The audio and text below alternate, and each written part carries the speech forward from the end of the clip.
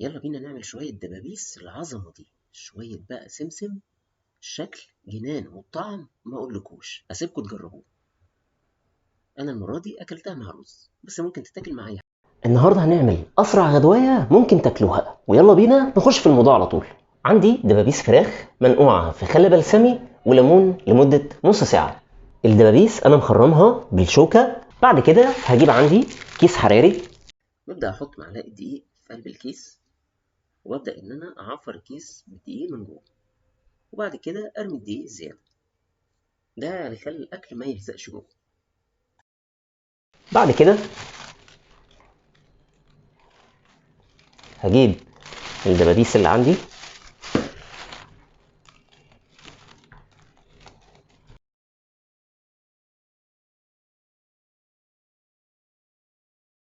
هبشر بصلايه صغيره، معلقه صلصه، ليمون، ملح، فلفل، بابريكا، كاري، كبابه صيني. هبدا اشغل الفرن وارجع تاني. زيت زيتون، واقلب كله مع بعضه. شويه صويا صوص، شويه دبس،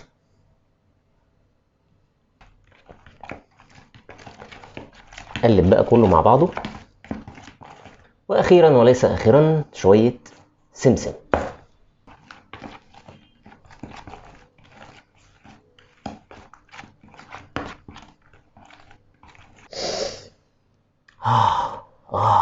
ايه ده؟ ايه الجمال ده؟ تحفه. نمسك بقى كده ايه، دبوس دبوس، نحط عليه الخلطه دي.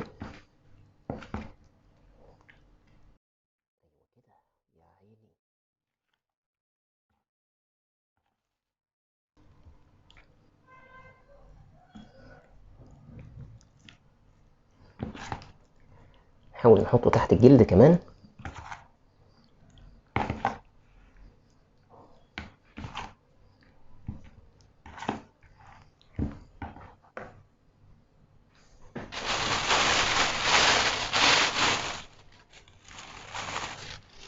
نجيب واحد ونرجع ده مكانه.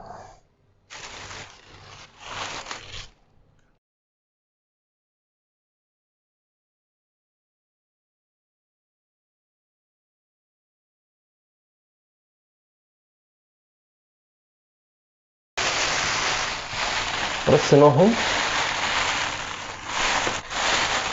رصيتهم بالشكل ده. انزل عليهم بباقي التتبيله. بعد كده هنقفل الكيس الحراري كويس.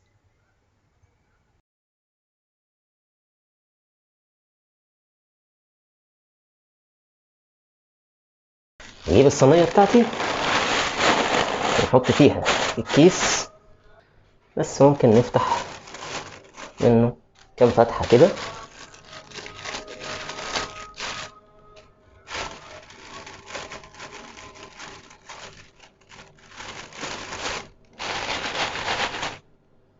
هندخله في فرن على حرارة 160 لمدة نص ساعة أو 40 دقيقة.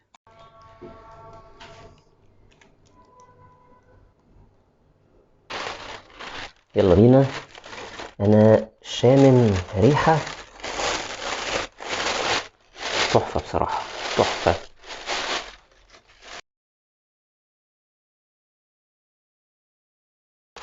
طبعا يعني هي شكلها، بصوا كده، اللحم ساب العظم. ده شيء جميل جدا. طيب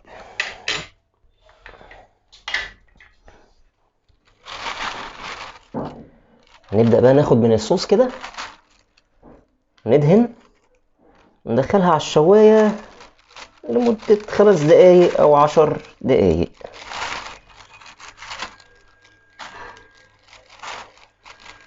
حاجة عظمة خالص. الريحة تحفة. ندخلها الفرن لمدة 5 دقايق بالظبط ونرجع تاني. وده الشكل النهائي بعد 5 دقايق بالظبط على الشوايه.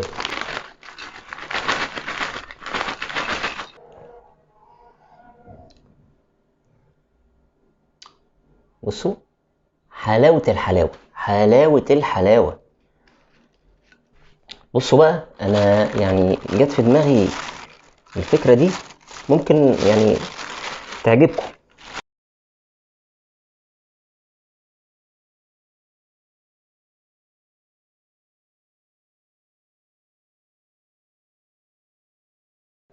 طبعا الشكل، تاخد رشه سمسم بقى كده.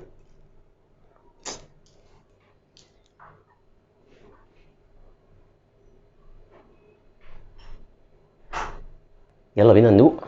بسم الله.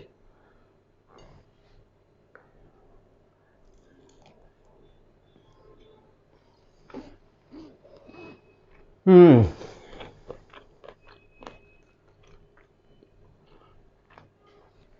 بصوا بقى، دي بقى قنبلة الموسم.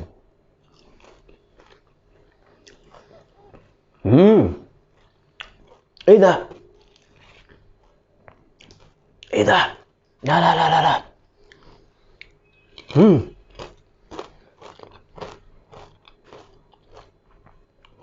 لا لا لا لا لا لا. مم.